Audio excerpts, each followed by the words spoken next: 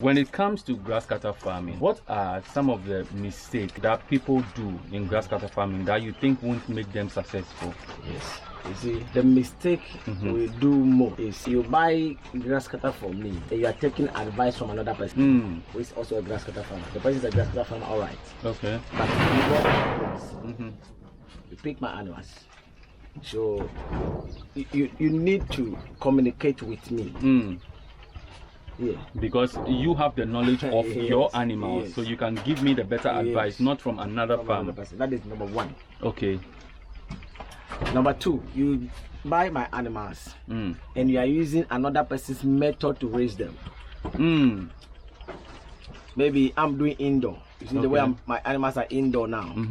Then you bought my animals and then you are practicing outdoor because you went to somebody.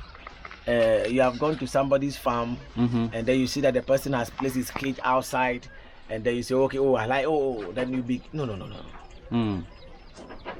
It's not possible. Okay. Yeah. Okay. It's not so possible. Number one, you need to still stay in touch with the farmer you bought from. Yes. Communicate with them about any problems you have. Yes. Adopt their mechanism. Yes. So in other words, the fact that I want to grow grass cutters, if I want to do it outdoor, I shouldn't buy from you. No. Because you are an indoor keeper. Although you are a good farmer, I should go to someone who is experienced in outdoor farming. Very good. Why? Because, the weather, so when they are outdoor, the weather is different. It's just like somebody who is born in America and somebody who is born in Ghana. When I travel to America right now, in fact, the weather, I'll be complaining, blah, blah, blah, like this, like this. It will be fight. I have to fight with the weather. But somebody who is born, raised there, is already used to it. Okay. Okay. It's used to it. Okay. And even the food is used to it. Okay. Yes. Interesting. The person is used to it. Even if we travel, even if I travel to my hometown, sometimes the water, is the same pure water. But there's some kind of pure waters in my hometown. When I take them, I run. So guys, for context sake, those of you watching from outside Ghana, pure water is sachet water, mineral water. So we just call it pure water. Anyway, yeah. So even some waters, when you drink, we travel somewhere and you take some water, it worries you. It's the same water, but it worries your system. The same applies to animals. I'm raising my animals and I'm giving them corn stick. I give them sugarcane. I give them watermelon. I give them some few grasses and other things. So if you buy my animals, you have to continue my method. Then you change it gradually to suit your style. Yes, the food you have there. But you can't just buy grass stuff from me right now, and then maybe my animals, they have never taken maybe elephant grass before. Then you go there, then from day one you start giving the elephant grass. No, it will worry the system. You at least you put some maize stick inside the cage. You put elephant grass also inside the cage. Then they eat this one small. They are learning how to eat this one. Then as time goes on, even if it will affect them, it won't be too much. Okay. But just changing their food once. Don't thinking, I've heard that somebody is giving his animals elephant grass. We are not saying elephant grass is not grasscutters' food. It's their food. But this one, they have never taken it before. Okay. Their system is not used to it. Why is it that it's not everybody who is eating frog? We are all human beings. We learn some people, they eat frog. Yes. Some people don't eat frog. We are all human beings. Some people eat dog. Even the same grasscutter, some people eat it, some don't eat it. Yes. Yeah. Some people eat banku, people don't eat banku. Some people, when they eat coconte, they vomit. Some people, that is their favorite food. Yeah. Okay, I get it. It's the same thing. So we are not saying elephant grass is not a food for grasscutters. We are not saying sugarcane is not food for them. We are not saying maize stick is not food. That all those things, they are their food. But based on where they are being raised, they are not used to that particular food. So when you want to introduce it, you do it gradually. Okay. Gradually. Okay. Gradually. There's some of the food automatically, they don't need even to be trained, they'll take it. Like a food like sugarcane. Okay. Every grass cutter that you give sugarcane to, whether they have eaten it before or not, when you bring sugarcane, they will take it. Like rice. Oh yeah. Like rice across board for human beings. Everybody. Okay. Everybody. There is nobody who will say I don't like rice. Everybody. Born in the village or in the city or everywhere, in Africa, outside Africa, everybody is rice. It's rice. Yes. Okay. So there's some kind of food. Sugarcane is there. Maize, the maize stick. Every grass cutter you give maize to, whether they have taken it before or not, they enjoy it. They enjoy it. Okay. They enjoy it. Some food like elephant grass, guinea grass. So those grasses, whether they have taken it before or not, they take it.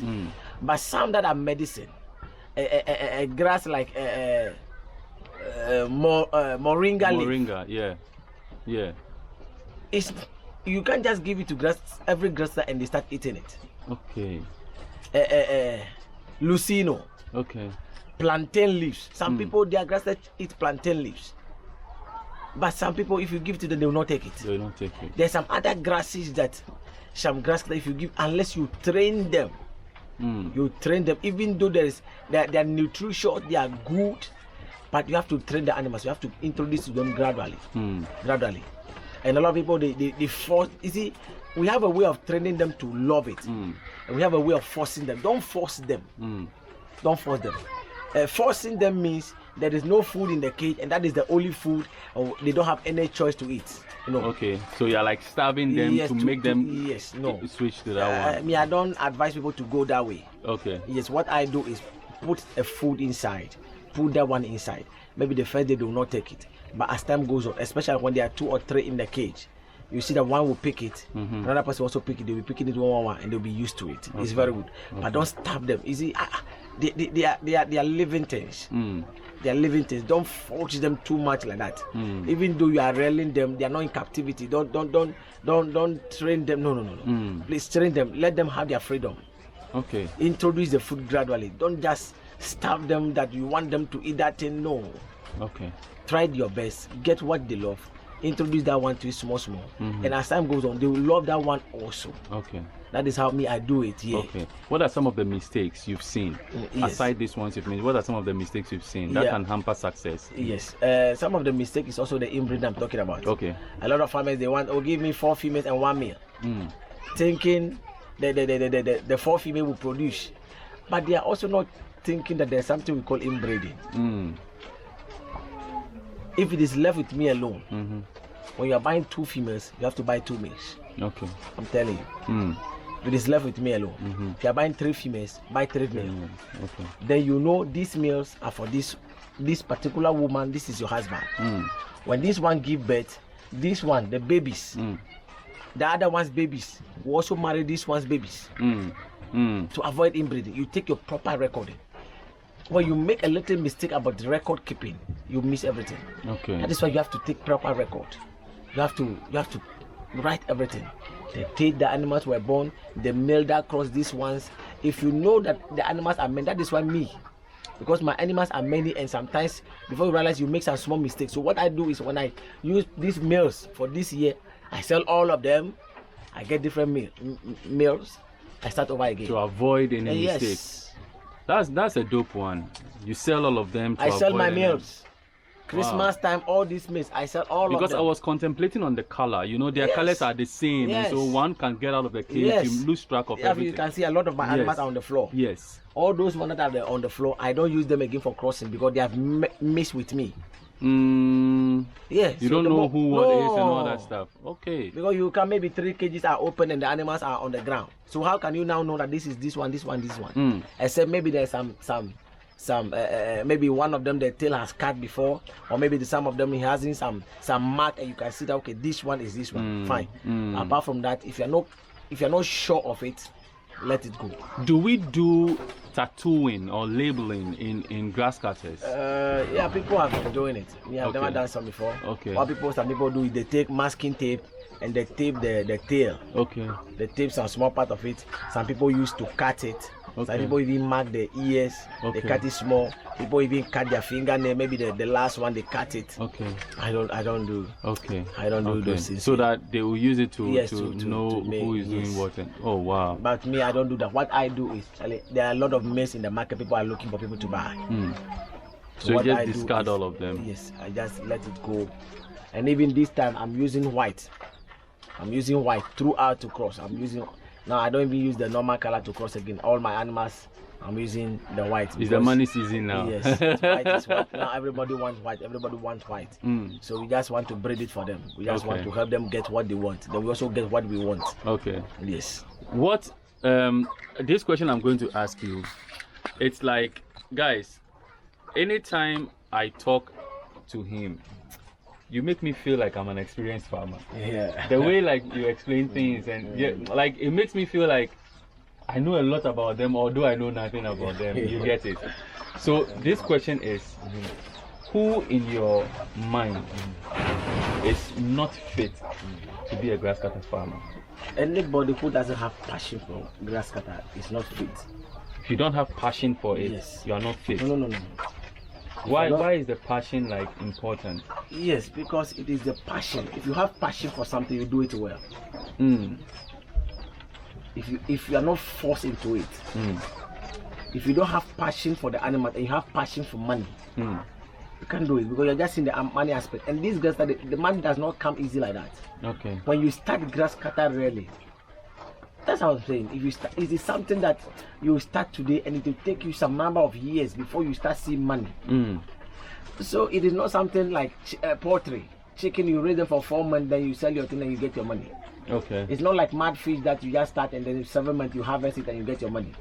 No, these ones, even if the grasser is pregnant, it takes 5 months to deliver. So It's you not need like patience. rabbit that 31 days, 29 days, 32 days is no. So you need patience. If you are somebody you don't have patience, you don't have passion, you can't do it. Okay. Yeah. Okay. So you need passion. You need to love the animals. Wow. Yes. If you don't love the animals, you can't do it.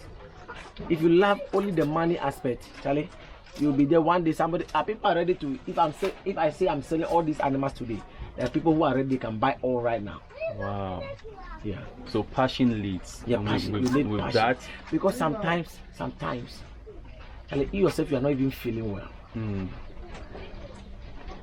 Sometimes you are not even feeling well. Sometimes I feel like going to the I'm farm. not feeling well. Today, look, yesterday we did an all night.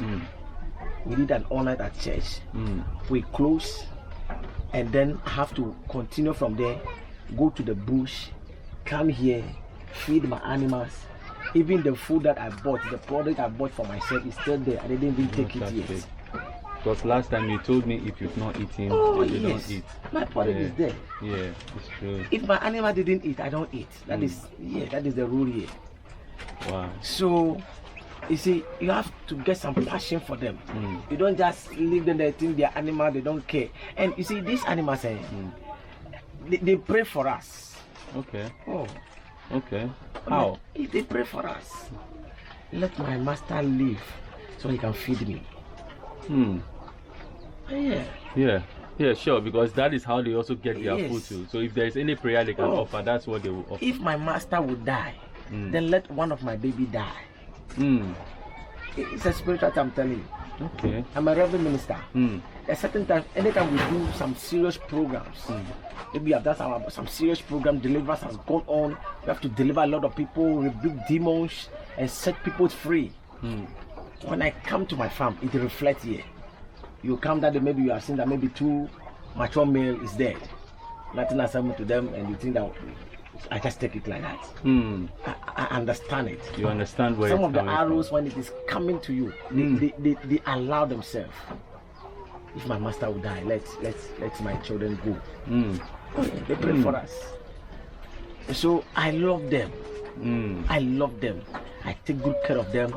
And you see, when you starve them and they are shouting, they are crying, even their God is also hearing. So it reflects back to you. It reflects back to you. And that's why me always, if I come to my farm and there is no leftover to take, I'm not happy. I always make sure there should be leftover From that what means, you've given them to that eat. means they have eaten and there is access. Yeah. Wow. They pray for us. They are there for us. Wow. They are. Even God look at the way you are taking care of these animals. You know, even if you go even the biblical way, God seen how David was able to take care of the sheep. They say if you can, even sheep, if you can take good care of sheep like this, then what about if I give you nations? You take care of them. You take care of the nation. Saul was looking for a missing donkey to the extent that God have seen if this man can be in the bush for 3 days looking for a missing donkey, if I make him a king over my people, he can take care of them. You translate You the see, same yeah. passion to them. Job was more blessed because he's having plenty animals, and the way he's taking care of the animals, God was blessing Job, and Job has become a very great person. So even in the biblical, you trace the people. You see Abraham, how Abraham was able to take care of animals, and God was blessing Abraham. You see Jacob had found himself in the house of Laban and taking care of. You see, so even in the biblical, it is still the same. it is still the same. So those who raise animals, God sees them that if you can take care of animals like this, then people. That is why even in my hometown, there is a particular man. He said, if you can take care of animals well, you can marry my daughter. That is one. Okay. He said, the way you can even take care, the way you even care for animals. If you marry my daughter, you can take care of my daughter. Wow. Yeah, so you see, because if in some cases some people consider them as non-entities, Yes, so if you can take care of the non-entity, then of course you can take care of my that is nice, guys. So you see, Reverend Dr. Dominic Zigli, like the doctor, he's the doctor of grasscutters. I believe you guys have seen it. Like, I don't need to tell you much. He's well knowledgeable. Do not forget, I have a video already on my channel where he offers free training. Yes, free training. You can always give him a call. Come over to his farm. Free training. free training, yes. Whether you buy from him, you don't buy from him. That one I don't care about that. He's passionate about letting you know the right way to care for the animals. That is his primary focus.